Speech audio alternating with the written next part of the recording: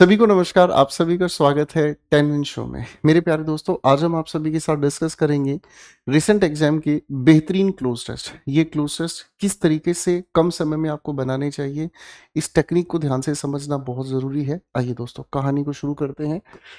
तो ये एक प्यारा सा क्वेश्चन है जो आपके सामने स्क्रीन पर है। पहले एक बार इस क्वेश्चन को आप स्क्रीन फ्रीज करके पढ़ लीजिएगा। ठीक है बच्चों? आइए बच्चों, अब मेरे साथ पढ़ने की कोशिश करते हैं।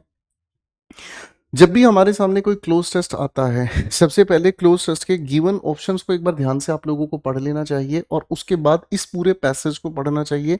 फिर इसके आंसर मेकिंग बहुत स्पीड से हो जाती है। तो मेरे साथ पहले ऑप्शन को पढ़ते हैं।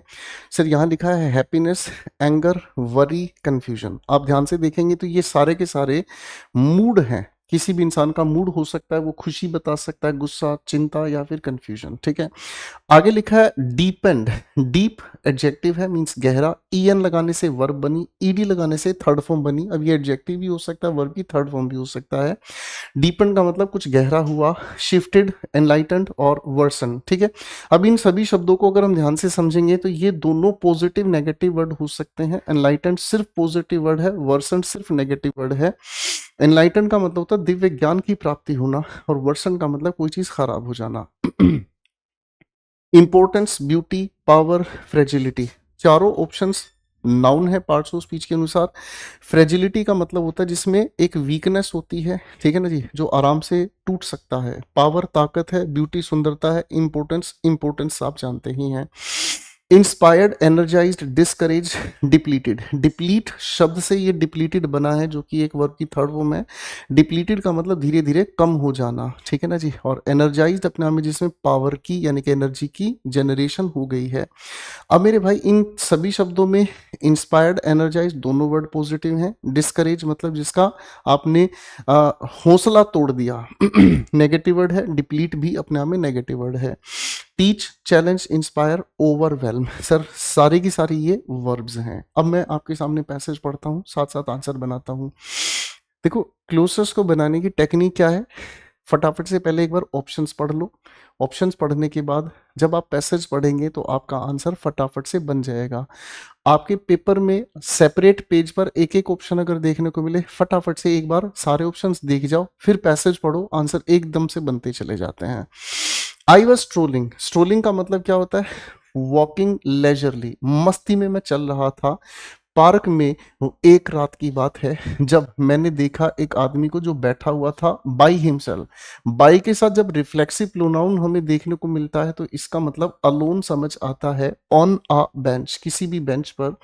ही was dressed in frayed. Frayed का मतलब फटे पुराने, उसके फटे पुराने कपड़े थे जिससे वो पहने हुए वहां बैठा हुआ था। And his face was creased with, है ना, और उसके चेहरे पे झुर्रियां पड़ी हुई थी with blank. Happiness, anger, worry या कंफ्यूजन। तो भाई किसी भी इंसान के चेहरे पर अगर झुर्रियां आती हैं तो वो खुशी की नहीं होती हैं, गुस्से की हो सकती है, ठीक है ना जी। और सर चिंता की 100% हो सकती है, कंफ्यूजन की नहीं हो सकती, है ना। चेहरे पे झुर्रियां पड़ने का मतलब क्या है? कोई इंसान या तो गुस्से में है या बहुत परेशान है। He looked lost in thought. विचारों में वो इंसान खोया हुआ था। अगर विचारों में खोया हुआ तो गुस्सा नहीं होगा, उसे किसी ना किसी बात की चिंता थी, ठीक है ना जी। गेजिंग एट द ग्राउंड, वो जमीन पर देख रहा था, है ना, और भाई ऐसे खोया हुआ था, इसका मतलब गहरी चिंता में था, ठीक है ना। As if trying to find answers, वो जवाब ढूंढ रहा था। तो नेचुरल सी बात है, चिंता होने के बाद इंसान अपने जवाब ढूंढता है, ठीक है ना। I paused for a moment, एक पल के लिए मैं रुका। Before going over to talk to him, उस इंसान से बात करने के लिए उसकी तरफ जाने से पहले मैं एक सेकंड रुका। जब मैंने कहा हेलो, ही लुक्ड अप, एकदम उसने ऊपर अपना चेहरा किया और वो मुस्कुराया। वीकली मीन्स कमजोर था उसका attitude. He began talking to me about his life, उसने अपनी लाइफ के बारे में मुझे बताया, इंक्लूडिंग हिज ट्रायम्फ्स, उसने अपनी जिंदगी में क्या क्या चीजें हासिल की हैं। ट्रायम्फ का मतलब विक्ट्रीज, उसने अपनी जिंदगी में क्या क्या पा लिया है। एंड सेटबैक, क्या क्या उसे झटके लगे हैं। लव एंड ग्रीफ, कितना प्यार उसने कमाया और कितने दुख उसने झेले। उसने अपनी कहानियां, ठीक है ना, हिज स्टोरीज वर सो एनलाइटनिंग, एनलाइटनिंग का मतलब है जो हमें नॉलेज दे। अब मेरे लाडले भाइयों, जब आपने इस एनलाइटनिंग को ध्यान से पढ़ा तो इस एनलाइटनिंग से रिलेटेड यहाँ पर भी एक एनलाइटन वर्ड हमारे सामने आया, तो ये इससे कहीं ना कहीं कनेक्टेड है ना। आगे ये कहता है एंड हिज पर्सपेक्टिव, पर्सपेक्टिव का मतलब होता है पॉइंट ऑफ व्यू, पर्सपेक्टिव का मतलब होता है पॉइंट ऑफ व्यू, जिंदगी को देखने का तरीका पर्सपेक्टिव कहलाता है। एंड हिज पर्सपेक्टिव ब्लैंक, ठीक है ना। तो उसके जो पर्सपेक्टिव ने क्या किया, उसके पर्सपेक्टिव ने मुझे गहरा किया, शिफ्ट कर दिया, शिफ्ट तो कहीं नहीं किया, है ना, वर्सन मतलब मेरी हालत खराब कर दी। सर ऐसा कैसे हो सकता है? देखो, किसी महान इंसान ने कहा है कि ओल्ड एज क्या होती है, ओल्ड एज वो एज होती है जब आपको अपनी जिंदगी के सारे तजुर्बे हों, आपको अपनी जिंदगी के सारी मुसीबतों के सॉल्यूशन पता हो, ठीक है ना, लेकिन आपसे कोई पूछने वाला ना हो। समझ रहे हैं? आपके घर पे दादाजी हैं, दादी जी हैं, आप उनसे अगर अपनी लाइफ की प्रॉब्लम्स शेयर करोगे ना, तो वो आपको इतने प्रैक्टिकल सॉल्यूशन बताएंगे कि आपको कभी दूर दूर तक समझ नहीं आएगा कि यार ये सॉल्यूशन भी हो सकता है। आप समझ रहे हैं? लेकिन आप पूछने का काम तो करें, है ना। तो इसका मतलब जो उनकी कहानियां थी एनलाइटनिंग थी, तो उनकी कहानियों ने मेरे पर्सपेक्टिव को क्या कर दिया, नेचुरल सी बात है, एनलाइटन कर दिया, यही हम यहाँ पर कह देंगे, ठीक है ना जी। आगे लिखा है ब्लैंक, ठीक है ना, perspective, his perspective enlightened, he got to his feet, वो अपने पैरों पे खड़ा हुआ, जैसे जैसे सन मतलब सूर्य अस्त हो रहा था, धन्यवाद मुझे किया for the chance to hear about his experiences, उसके जो जिंदगी के तजुर्बे हैं उसको सुनने के लिए उसने मेरा धन्यवाद किया। कभी कभी जो हमें चाहिए वो है किसी इंसान का साथ जो हमारी सुन ले, उसने कहा, his words lingered in, lingered means state for a long time, लंबे समय तक कहीं रुकना, मेरे दिमाग में काफी समय तक ये शब्द रुके रहे, ब्रिंगिंग टू माइंड, और मेरे दिमाग में ये चीज बार बार आ रही थी, क्या, blank of human connection, human connection यानी कि एक इंसान का दूसरे इंसान से जो जुड़ाव है उसकी क्या है, इंपॉर्टेंस है ब्यूटी है, पावर है, फ्रेजिलिटी, फ्रेजिलिटी एक नेगेटिव वर्ड है, फ्रेजिलिटी का मतलब होता है कमजोरी, तो ये तो यहाँ पर हम लेकर नहीं आ पाएंगे, है ना। तो आप कहेंगे सर पावर, पावर हो सकता है, ब्यूटी हो सकता है, इंपॉर्टेंस कोई भी हो सकता है, तीनों वर्ड्स पॉजिटिव हैं। हालांकि यहाँ ऑफ को देखने की वजह से हम यहाँ पर इंपॉर्टेंस की तरफ जा सकते हैं। दैट नाइट, उसी रात, I left the park humbled, मैं बड़ा विनम्र होकर उस पार्क से निकला, एंड विनम्र होकर, तो यहाँ पर ये जो हम्बल्ड है एक पॉजिटिव वर्ड है, एंड कंजंक्शन के साथ पॉजिटिव वर्ड ही मेल खाएगा, तो पॉजिटिव के साथ पॉजिटिव वर्ड मेल खाएगा तो कौन सी कैटेगरी में जाएंगे, इंस्पायर्ड, इंस्पायर्ड का मतलब मोटिवेटेड, है ना। एनर्जाइज, एनर्जी का मतलब तो क्या होता है, किसी चीज को करने की पावर आप में आ गई, है ना जी। डिस्करेज नेगेटिव वर्ड है, डिप्लीटेड नेगेटिव वर्ड है, ठीक है ना, उसको एनर्जी नहीं, एनर्जी तो होती है किसी काम को करने के लिए, है ना। लेकिन इंस्पिरेशन क्या होती है, इंस्पिरेशन यानी कि एक इंटरनल मोटिवेशन होता है जब आप कुछ करने के लिए उत्साहित हो जाते हैं, तो वो हम्बल्ड था और इंस्पायर्ड था। Life is full of unexpected encounters, कभी कभी हम सोचते नहीं है लेकिन ऐसे लोगों से हम मिल जाते हैं, each one with the power to, किस चीज की power, to teach, challenge, inspire या ओवरवेलम अस इन, जो हमें कुछ सिखाने का काम करती है। जब हमें कुछ सिखाने का काम कर रही है तो यहाँ टीच आना चाहिए, ठीक है ना। Power to teach us in ways that we never thought possible, है ना। ओवरवेलम का मतलब क्या होता है, जब किसी भी चीज को ओवरकम हम करते हैं, तो ये वाली बात तो यहाँ है नहीं, ठीक है ना जी। अब हमारे सामने यहाँ टीच और इंस्पायर दोनों सिमिलर ट्रीटमेंट कर रहे हैं। टीच का मतलब क्या होता है, किसी को कुछ सिखाना, है ना। इंस्पायर का मतलब क्या होता है, जब हम किसी भी इंसान के अंदर मोटिवेशन भर देते हैं, ठीक है ना। तो यानी कि ये दोनों लगभग एक ही तरह से हैं, तो हमें ये समझ में आता है कि किसी भी इंसान के अंदर ऐसी पावर भर दी जाती है ऐसी मुलाकातों से कि वो इंसान किसी भी बड़ी से बड़ी मुसीबत को चैलेंज कर सकता है। मेरी बात समझ में आ रही है, to challenge us in ways that we never thought, जो हम कभी सोच ही नहीं पाते हम उन चीजों के लिए चैलेंज कर पाते हैं। अब हमारा एक ऑप्शन बाकी है, थर्ड में हमें क्या भरना है, तो यहाँ क्या है, ब्रिंगिंग माइंड टू द, क्या चीज सर, यहाँ पर खूबसूरती की बात नहीं की गई है, ठीक है ना, पावर की बात नहीं की गई है, बात कही गई इंपॉर्टेंस, है ना, जो हमारे लिए जरूरी है। अब इस क्वेश्चन को सोल्व करके हमने क्या सीखा, कभी कभी हम किसी क्वेश्चन के किसी ऑप्शन का क्लोज टेस्ट में आंसर बना तो सकते हैं लेकिन हम इंटेंशनली उसको स्किप कर देते हैं, क्योंकि इस क्वेश्चन का ये वाला ऑप्शन इसकी वजह से सेटिस्फाई होगा।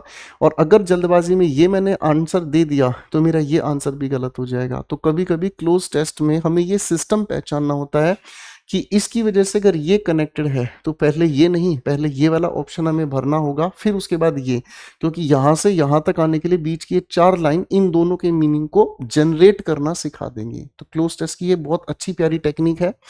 मैंने आपके लिए सभी के सभी ऑप्शंस की प्रॉपर एक्सप्लेनेशन यहाँ पर आपको दे दी है।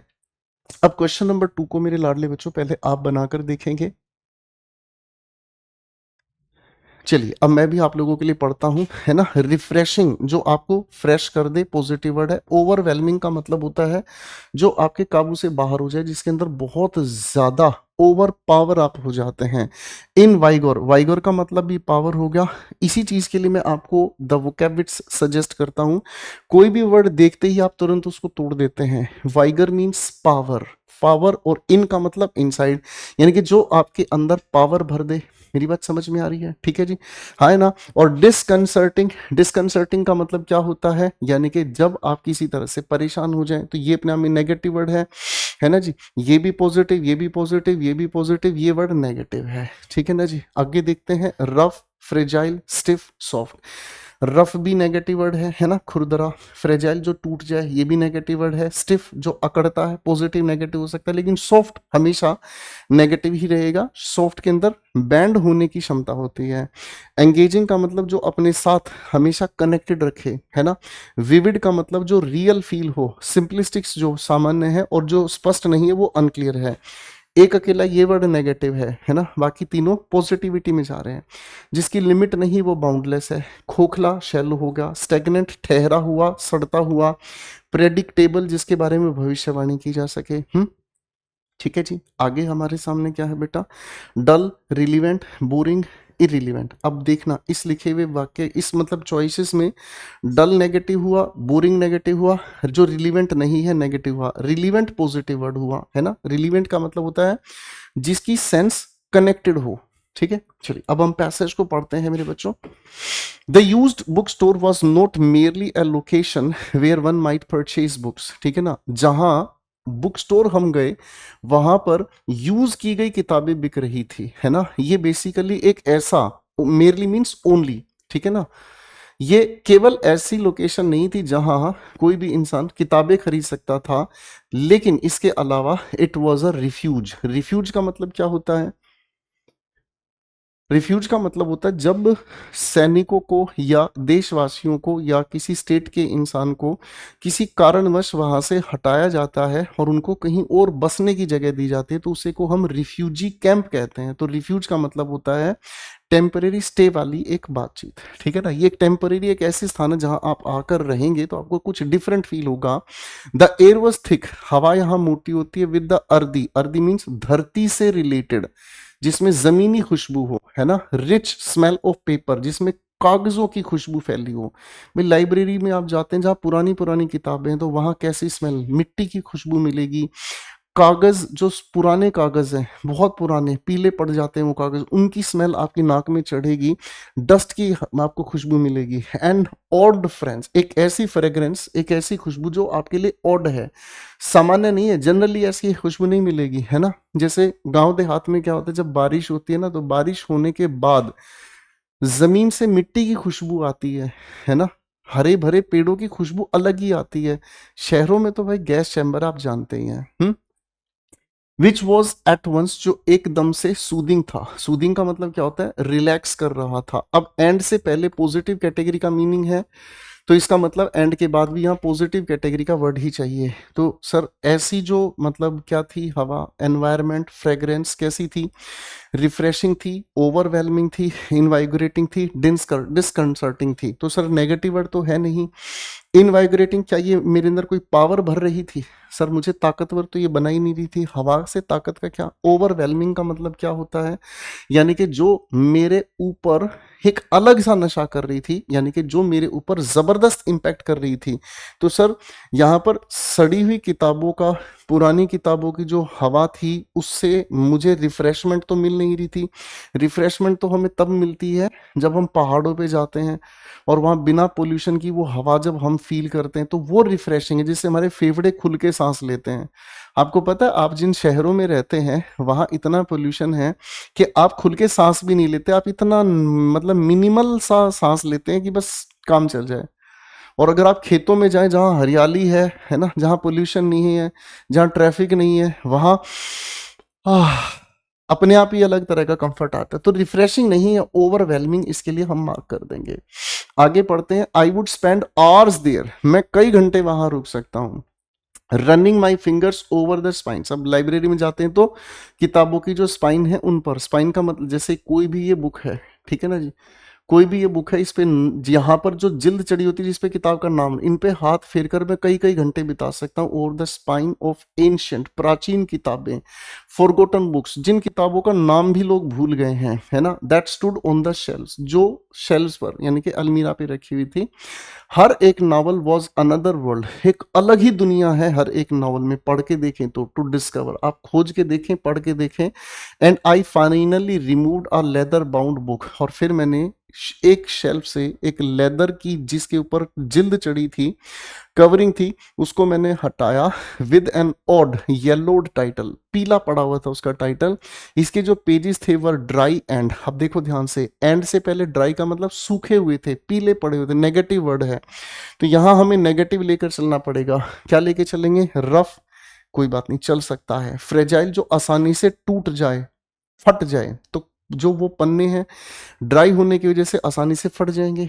आज आप एक काम करना, आपके घर के जो कागज हैं, डॉक्यूमेंट्स हैं, डीड्स हैं, या पापा की जो 10वीं की 12वीं की जो डॉक्यूमेंट्स हैं, एक बार निकाल के देखना, उनको आप हाथ लगोगे, आपको डर लगेगा कहीं फट ना जाए, ठीक है ना जी। तो इसकी पॉसिबिलिटी ज्यादा है आंसर में, है ना। स्टिफ का मतलब अकड़ गए थे, नहीं सर, सॉफ्ट तो होंगे ही नहीं भाई, ठीक है ना जी। आगे क्या कहता है क्वेश्चन, ठीक है ना। And blank to the touch, touch करने से ये कहीं फट ना जाए, है ना। As if one careless turn would make them disintegrate, है ना, ये एकदम फट जाएंगे, यहां से जस्टिफाई होगा इसका meaning. As I picked up to read, जैसे मैंने उठाया इसको पढ़ने के लिए, the opening lines, the words didn't merely speak a tale, शब्दों ने सिर्फ एक कहानी ही नहीं सुनाई, दे विस्क्ड मी ऑफ, है ना, उन्होंने धीरे धीरे मुझे समझाया, मुझे धीरे धीरे लेकर चला।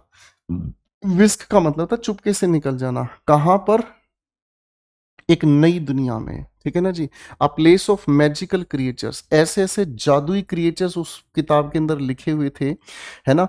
गैलेंट का मतलब बहादुरी से भरे हीरोज थे। एंड सीक्रेट स्पेल्स, स्पेल्स का मतलब होता है जादू टोने की बात है। मुझे ऐसा लगता है शायद इसको हैरी पॉटर की बुक हाथ लग गई, हैरी पॉटर की बुक में ही ऐसी कलाकारियां देखने को मिलती हैं। The vocabulary was old fashion, पुराने जमाने की वोकेबलरीज इसके अंदर थी, बट इम्पॉसिबली, है ना, और जो अपने आप में असंभव थी। क्या थी? ब्लैंक डिस्क्राइबिंग गॉडी पिक्चर्स, जो बहुत ज्यादा डिटेल की, भारी भरकम डिटेल की जो पिक्चर्स थी उनको डिस्क्राइब ये कर रही थी। एंगेजिंग, एंगेजिंग का मतलब हमें क्या समझ आया? एंगेजिंग का मतलब होता है जिसमें हम उलझे रहें। विविड का मतलब क्या होता है?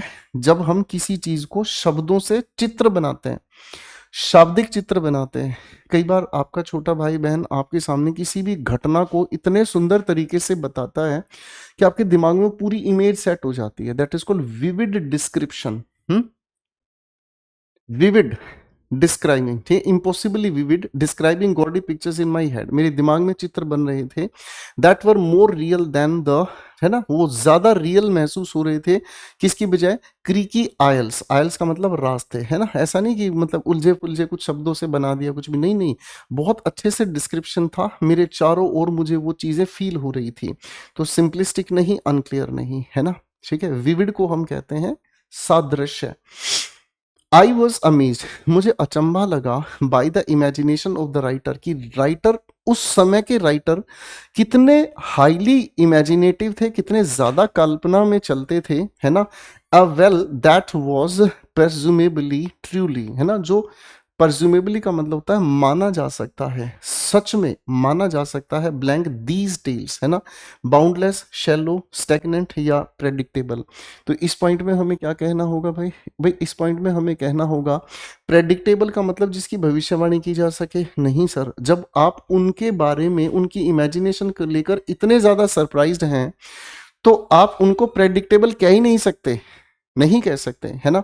स्टेगनेंट का मतलब होता है स्थिर, जिसके अंदर मूवमेंट नहीं हो, जिसके अंदर मूवमेंट नहीं हो। आपकी गली में पानी कहीं फंस जाता है, पानी आगे नाली का बह नहीं पाता, आप उसको कहेंगे स्टेगनेंट, यानी कि पानी ठहर गया, आगे चल ही नहीं पा रहा। शैलो का मतलब खोखला होता है, तो आप कहेंगे बाउंडलेस। बाउंडलेस का मतलब जिसकी लिमिट ही नहीं हो, जिसकी लिमिट ही नहीं हो। एज एंशंट एज देवर, है ना, कि इतने इतने इतने प्राचीन, इनकी लिमिट ही नहीं ढूंढी जा सकती। रिमेन सुप्रीमली, है ना, ये जो कहानियां हैं होने में अपने आप में इतनी ज्यादा एंशियंट है, होने में ये अपने आप में इतनी ज्यादा एंशियंट है ना। Remained supremely blank, I felt a rush of awe. Awe का मतलब फियर होता है, एकदम से मेरे अंदर घबराहट हो गई।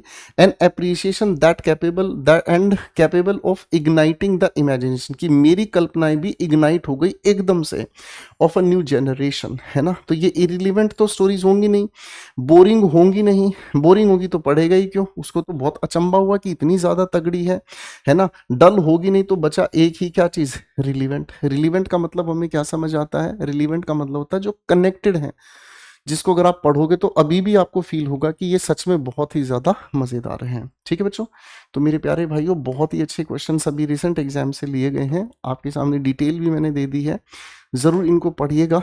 उम्मीद करता हूँ 10 मिनट शो आप सभी के लिए बहुत फ़ायदेमंद रहेगा। आप इस सेशन को दोबारा से देखेगा और इससे पिछली पूरी की पूरी प्लेलिस्ट देखेगा और अपने दोस्तों को भी ज़रूर शेयर कीजिएगा। आप अपनी फीडबैक कमेंट्स में ज़रूर दे सकते हैं, मैं और मेरी टीम आपको ज़रूर रिप्लाई करेगी। Bye everyone, thank you so much.